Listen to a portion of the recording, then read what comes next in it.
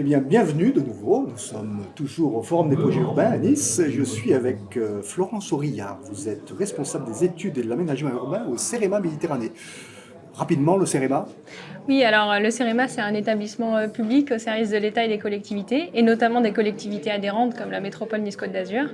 Et on développe une approche transversale pour accompagner les territoires sur tout ce qui est leur transition, le renforcement de leur résilience, à la croisée entre les sujets de risque, de mobilité, d'aménagement urbain, de nature en ville, etc. Donc là, le fil rouge de cette journée aujourd'hui, c'est l'adaptation des villes méditerranéennes au changement climatique.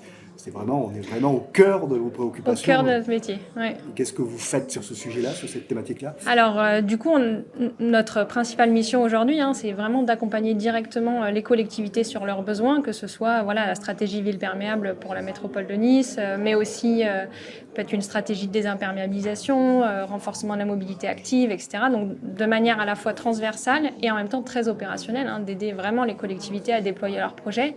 Après, on a aussi des activités où on publie des guides ouverts à tous, c'est aussi notre métier en tant que service public.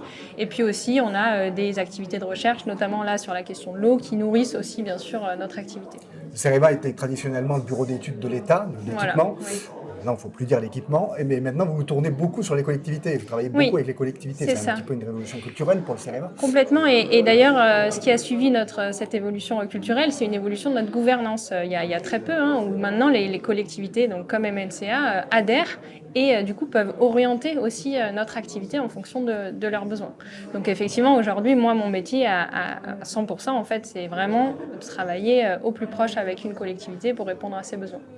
Alors comment les villes, comment peut-on les préparer au dérèglement climatique on l'a vécu pas plus tard que cette nuit Oui. à la région de Cannes-de-Mandelieu où il y a eu des inondations, le train, là, il y a plein de participants qui sont bloqués.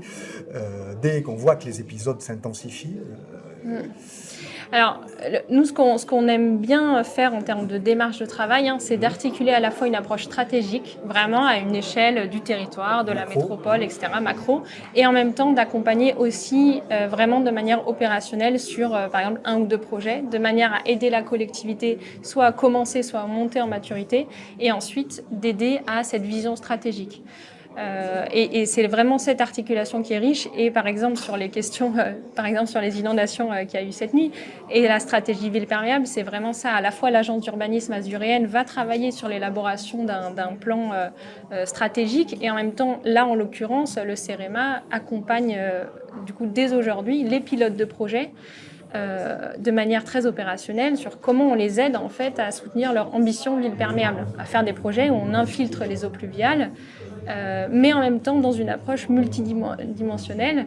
Et c'est ça aussi l'intérêt du CEREMA, c'est d'être capable d'articuler. On a à la fois une expertise risque, une expertise sur l'accessibilité des espaces publics, sur les usages, sur la nature en ville, la biodiversité. Et en fait, la ville perméable, c'est un très bon exemple d'adaptation au changement climatique. Oui, parce que vous déployez une étude en partenariat avec l'agence d'urbanisme azuréenne.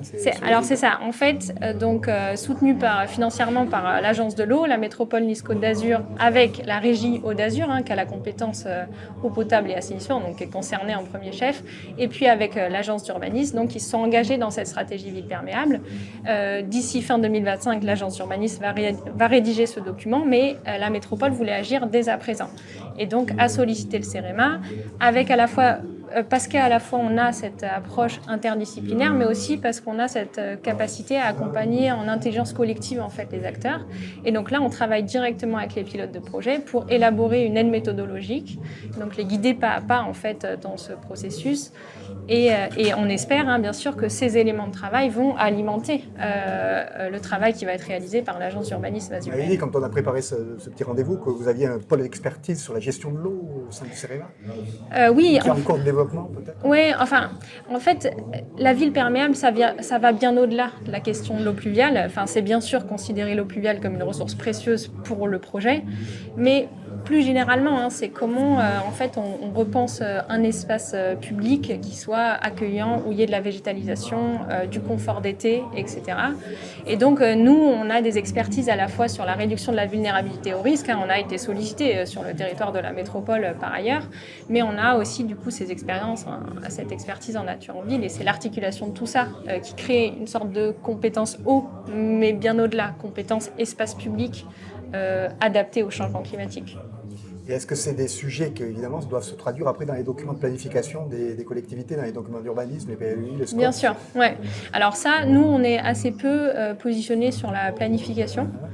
Mais par contre, évidemment, à la fois notre travail de retour d'expérience qu'on réalise, à la fois cette stratégie d'amélioration continue dont on pose les prémices et cette aide méthodologique, ça a pour objectif, bien sûr, d'orienter ensuite, enfin, d'alimenter l'orientation des documents de planification. Mais ça, à mon avis, c'est plutôt un travail, par exemple, d'agence d'urbanisme. Et nous, on est vraiment sur le projet opérationnel. On aide les chefs de projet à améliorer leur pratique. Qu'est-ce qu'on peut citer comme projet opérationnel là, récent sur lequel vous travaillez? Par exemple, en accompagnement de la métropole Nice-Côte d'Azur, voilà, les pilotes de projet qui ont porté les noues à Lingostière, la trame verte, etc. Du coup, on a questionné avec eux leur processus projet.